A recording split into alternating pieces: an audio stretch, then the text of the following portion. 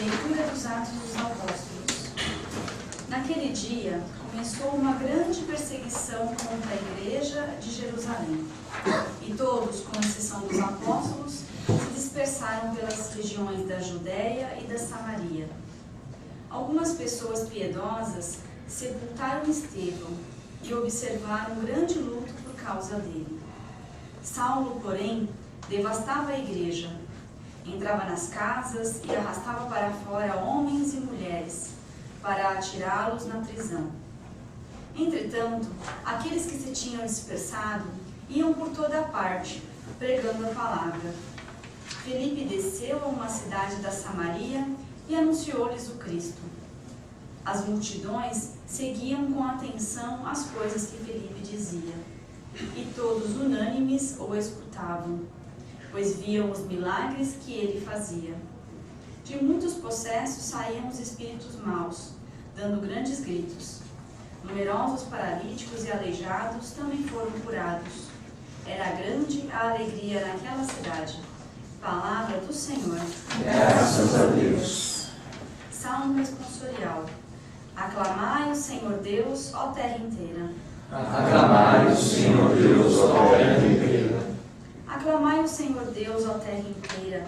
Cantai salmos a seu nome glorioso. Dai a Deus a mais sublime louvação. Dizei a Deus como são grandes vossas obras. Aclamai o Senhor Deus, ó terra inteira. Toda a terra vos adore com respeito, e proclame o louvor de vosso nome. Vinde ver todas as obras do Senhor, seus prodígios estupendos entre os homens. Aclamai o Senhor Deus, ó terra inteira. O mar ele mudou em terra firme, e passaram pelo rio a pé enxuto. Exultemos de alegria no Senhor, ele domina para sempre com poder. Aclamai o Senhor Deus, ó terra inteira. Aleluia, aleluia, a minha alma abrirei. Aleluia, aleluia, Cristo é meu Rei. O Senhor esteja convosco. Está mente nossa. Proclamação do Evangelho de nosso Senhor Jesus Cristo segundo São João. Glória a vós, Senhor. Naquele tempo disse Jesus à multidão: Eu sou o pão da vida. Quem vem a mim não terá mais fome, e quem crê em mim nunca mais terá sede. Eu, porém, vos disse que vós me vistes, mas não acreditais. Todos os que o Pai me confia virão a mim, e quando vierem não os afastarei. Pois eu desci do céu, não para fazer a minha vontade, mas a vontade daquele que me enviou. E esta é a vontade daquele que me enviou, que eu não perca nenhum daqueles que ele me deu, mas os ressuscite no último dia. Pois esta é a vontade do meu Pai, que toda pessoa que vê o Filho e nele crê, tenha a vida eterna, e eu o ressuscitarei no último dia. Palavra da salvação. Glória a vós, Senhor. Louvado seja nosso Senhor Jesus Cristo. Assim seja louvado. Em justa posição, quase por causa e efeito, nós vemos a primeira leitura iniciando uma perseguição séria. As pessoas estavam sendo arrastadas de suas casas. Isso aqui Lucas ele coloca exatamente para mostrar o teor da perseguição. Pessoa arrastada e muitos colocando na prisão, muitos morrendo por causa do cristianismo. Mas é impressionante como muda o humor do texto quando começa a falar de Filipe. Filipe é aquele que evangeliza, Filipe é aquele que atrai multidões, é aquele que faz com que paralíticos andem, é aquele que liberta os possessos. Ou seja, o bem supera infinitamente o mal. A igreja representada em Filipe, aqui, abala as estruturas até mesmo do inferno, porque tira o poder do diabo sobre algumas pessoas. E se eles conseguem lidar de forma positiva e arrasadora com essa força maligna no seu extremo, imagina quantas outras coisas. A igreja era extremamente forte na pessoa de Filipe, mas Lucas coloca esses dois textos juntos exatamente para mostrar que é no sofrimento, muitas vezes, que se alcança os frutos. esse alcança a glória desta igreja nascente. Uma coisa não distingue-se da outra. Pelo contrário, no sofrimento do Cristo houve a redenção da humanidade. E é no sofrimento agora desta igreja, que tanto se parece com o Cristo, que também outras pessoas serão evangelizadas e cristianizadas. Ao ler esse texto, automaticamente nós imaginamos todas as perseguições que estão acontecendo no Mediterrâneo, né, no continente africano também, de milhares e milhares de pessoas morrendo só pelo fato de serem cristãs, ou fugindo até um pouco da perseguição. Acabamos de receber o noticiário de 800 pessoas terem morrido, né, tentando cruzar o continente africano, o mar Mediterrâneo, para chegar no continente europeu, e 800 pessoas morreram. É impressionante como essa leitura é atual. E podemos então fazer uma projeção do futuro baseado na fé deste texto. Né? Aquele continente vai ser muito cristianizado ainda, porque onde existem mártires, surgem novos cristãos. Isso a história confirma. Os locais onde mais houve perseguição dos cristãos é onde a igreja se tornou extremamente forte.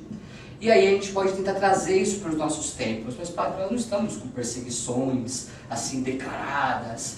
Existem outros tipos de perseguições, claro. Às vezes uma perseguição velada é mais perigosa do que uma perseguição declarada. Mas trazendo para a nossa realidade mesmo, me lembrou um acontecimento que houve no meu seminário, né? Que é muito dos nossos relacionamentos humanos que nós sentimos o sofrimento às vezes, e nesses sofrimentos a gente fica inquieto, não consegue lidar bem com isso, e fica brigando com Deus. As trivialidades do nosso dia a dia é que a gente sente muitas vezes a dificuldade de ser santo, a dificuldade que o outro causa na minha vida e que eu causo na vida do outro, né? Há 2 semanas atrás, um seminarista meu jogou limpa alumínio num porcelanato novinho que a gente tinha colocado no seminário. Limpa alumínio, prestando atenção, né? Ou seja, manchou todinho o porcelanato do banheiro que a gente tinha acabado de fazer. Né? Tem 2 meses que o banheiro tinha estreado. Isso é porque eu tinha avisado a casa inteira: não ponham produtos químicos nesse chão. Coloquei esse chão caríssimo, por sinal, exatamente para facilitar a faxina deles e tudo mais. Mas parece um assunto trivial, mas tanto ele foi uma dificuldade para mim, né? Imagina quando eu vi aquele chão todo marcadinho de limpa alumínio. Imagina que amor que eu senti por esse seminarista. E em contrapartida, o que ele sentiu comigo, né? Porque todo o drama que ele sentiu ao perceber a besteira que fez e qual seria a reação do reitor, né? Ele demorou 2 semanas para me contar, detalhe, não me contou, eu descobri. Né? Bem aquela relação de pai e filho mesmo, sabe? Aquela relação de reitor e seminarista. Né? E quando eu descobri, quanta coisa eu tive que trabalhar em mim. A vontade era de matar a pessoa, né? Era de esfregar ele no chão até sair a marca. Né? E detalhe que não vai sair, então eu ia esfregar até morrer mesmo. Né? E ao mesmo tempo, quanto ele teve que trabalhar várias coisas nele mesmo pela minha presença. Ambos, no primeiro momento, fomos dificuldades um para o outro. Ambos, naquele primeiro momento, foram motivos de tribulação, né? Tal qual a quantidade de oceano e um barco. No primeiro momento, o oceano está indo contra o barco. Mas se não fosse pelo oceano, o barco não andava para frente. Então aquele rapaz representou para mim, com toda a dificuldade e fúria que ele fez eu sentir, um momento de santificação para mim.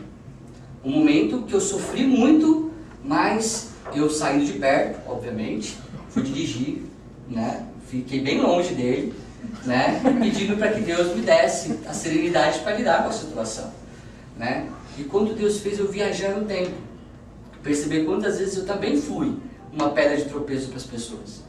Quanto eu fui exatamente esse rapaz na vida de outros. E quanto a partir dele também foi rezar. Ele achou que ia ser mandado embora, né? Ele achou que ia ser demitido, que nem o Roberto Justus faz, né? O Justus lá faz. Porque ele ficou, meu Deus, o que eu fiz? Mas hoje ele entende o valor da obediência. Hoje ele entende o valor de não ser tão autônomo, tão senhor de si, né? Deveria ter obedecido tal qual tinha dito, tal qual tinha ouvido. Então esses sofrimentos, quando a gente leva para Deus, traz um crescimento muito grande para nós. É exatamente o que está acontecendo na minha leitura. Os sofrimentos que a igreja está passando servem de crescimento ao mesmo tempo. Então imagina agora quem é o seu seminarista que você quer matar. Quem é a pessoa que você quer esfregar na parede. E ao mesmo tempo, quem é você também para as pessoas. Quantos sofrimentos também você pode estar causando na vida do outro e o outro está causando na sua. E se a gente souber lidar isso de forma cristã, e aí entra agora a teologia do pão da vida, né? Com Jesus a gente aprende a viver. Não é à toa que ele é pão da vida. Ele nos ensina a viver. E viver é isso. É saber lidar com essas tensões. É saber lidar com essas dificuldades. E tirar dela todo o proveito que Deus quer que nós tiremos. Não é à toa que ele permite que isso aconteça. É por isso que nós precisamos ir até Jesus com todas essas tensões, com todos esses conflitos, porque ele vai nos dar uma nova forma de compreender as coisas. Uma nova forma de viver essas realidades. E ele mesmo fala que quem vir a mim não rejeitarei. Realmente, essa foi uma experiência. Se eu fosse obedecer meus impulsos, eu estaria na cadeia hoje, né? Mas graças a Deus eu não obedeci meus impulsos, fui falar com o Senhor, fui rezar. E nessa de rezar, quanta clareza Deus me deu. Quando a gente vai até Jesus, ele não nos rejeita mesmo. Quando ele vê que a gente troca os nossos hábitos, os nossos impulsos, para querer fazer o que ele quer que a gente faça, ou fazer o que ele faria no nosso lugar, né? Como nós realmente nos sentimos confortados e acolhidos pelo Senhor. Depois eu e Sinês sentamos para conversar, conversa serena, não teve sangue, né? Não teve lágrimas. Realmente foi o garoto, ele percebeu, né, e falou: padre, a partir de hoje vou fazer tudo que o senhor disser. Absolutamente tudo. Eu não vou tergiversar mais, eu vou fazer exatamente tudo que o senhor disser. E nisso a gente vê o crescimento de um sacerdote, de um futuro sacerdote. Né? Os seminaristas não são aqueles que não fazem bobeira, pelo contrário, eu fui um que fiz muita bobeira no seminário, e nessas bobeiras que a formação da igreja vai então nos lapidando e nos realmente dilapidando às vezes também. E nós possamos aprender a isso, a entender que as pessoas na nossa vida muitas vezes estão para nos gerar sofrimentos. Elas entraram para isso. Deus permitiu que acontecesse isso, né? Para que nós possamos, à luz do Evangelho, à luz da Eucaristia, crescermos em santidade. Louvado seja o nosso Senhor Jesus Cristo. Assim seja.